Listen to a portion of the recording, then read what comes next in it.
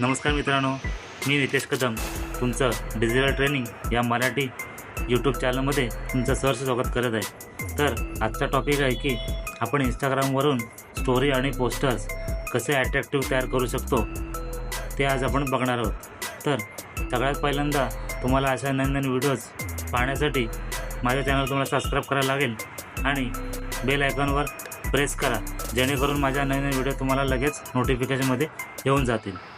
चला तर सगळ्यात पहिला आपण इंस्टाग्राम ओपन करूया। इंस्टाग्राम ओपन केल्यानंतर राईट साईडला कॉर्नरमध्ये तुमचा प्रोफाईलचा फोटो दिसतो, त्याच्यावर क्लिक करायचं। क्लिक केल्यानंतर प्लस आयकॉनवर क्लिक करायचं। क्लिक केल्यानंतर इथे स्टोरी ऑप्शन सिलेक्ट करायचं। आता स्टोरी ऑप्शन सिलेक्ट केल्यानंतर तुम्ही आता यातील गॅलरीमध्ये कोणताही फोटो तुम्ही सिलेक्ट करू शकता। आता मी हा फोटो इथे सिलेक्ट करतो। ओके, आता हा फोटो इथे मी सेंटरला ॲडजस्ट करतो। ओके, कोपऱ्यामध्ये बघा 3 डॉट आहेत, त्याच्यावर क्लिक करायचं आणि त्यातील पहिला ड्रॉ ऑप्शन आहे तो सिलेक्ट करायचा। हा ड्रॉ ऑप्शन सिलेक्ट केल्यानंतर आता याच्यामध्ये आपण हा तिसरा ऑप्शन आहे त्याच्यावर क्लिक करायचं आणि खाली दिलेल्यापैकी कोणताही कलर तुम्ही सिलेक्ट करू शकता। ब्लॅक कलर सिलेक्ट करतो आणि याला कवर अप करतो, एकदा फक्त टच करतो, तुमचा ब्लॅक कवरवरती सिलेक्ट झाला। आता डन करायचं। डन केल्यानंतर आता इथे याच्यामध्ये परत ड्रॉमध्ये जायचं। ड्रॉमध्ये गेल्यानंतर इथे बघा आता ऑप्शन येतो प्रत्येक ठिकाणी, इथे तुम्ही पहिला ब्रश आहे तो सिलेक्ट करायचा आणि फक्त तुम्हाला जसे कलर पाहिजे त्याप्रमाणे तुम्ही ड्रॉ करू शकता। थोडी साईज याची आपण वाढूया।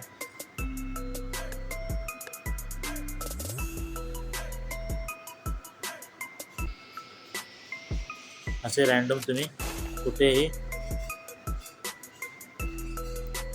ॲड करू शकता। ओके, ॲड केला तर कलर तुम्ही चेंज करायचा।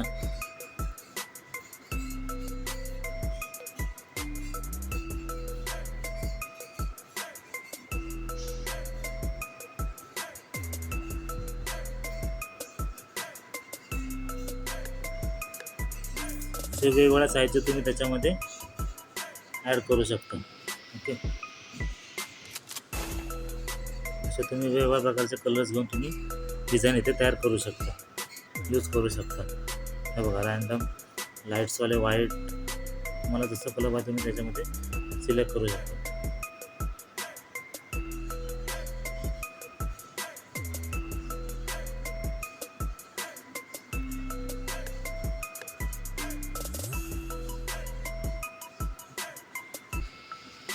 ओके, याप्रमाणे झालं। आता बघा स्टेमी ठेवायची आणि इथून आपण आता त्याला स्वाईप अप करूया। बघा असं खोडायचं।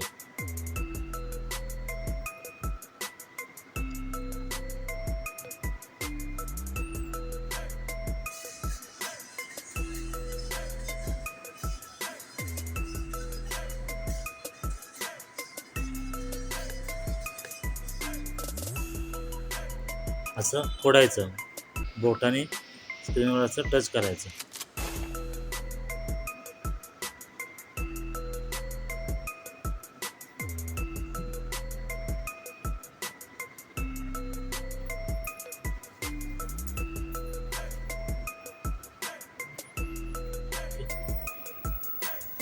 झाले तुमची अशी एक नवीन डिझाईन। ओके, अशा प्रकारे तुम्ही एक डिझाईन तयार करू शकता। Thank you for watching.